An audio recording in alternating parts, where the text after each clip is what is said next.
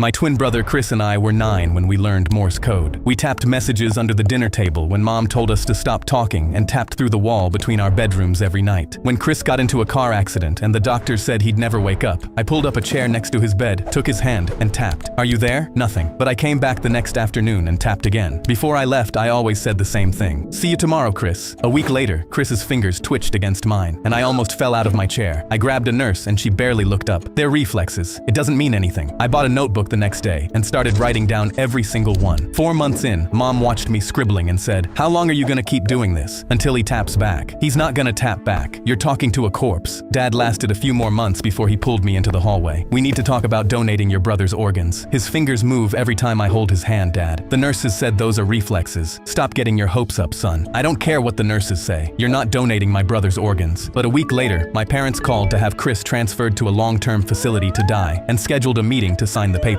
The afternoon before the meeting, I tapped into his palm like always, but this time, something tapped back. Short, short, short. Long, long, long. Short, short, short. S.O.S. I grabbed his hand. "Chris, if that's you, squeeze once." He squeezed so hard my knuckles cracked. I stormed into the meeting room and told them my brother just responded to me. The caseworker said, "This is very common with families who aren't ready to let go." My parents nodded. I grabbed the transfer papers off the table. "You're not signing anything until you come see for yourself." I walked them to Chris's bed and grabbed his hand. "Ask him anything." The caseworker asked what year it was. Chris squeezed out the answer. "Count to 5. 5 perfect squeezes." His mother's name, tapped out letter by letter. By the 10th question she said, "He's still alive. We can't move him." Weeks later, I asked Chris what kept him fighting when everyone gave up. Heard Mom call me a corpse. Heard Dad say donate my organs. Heard all of them leave, except you. I asked why. "I wanted to see you too."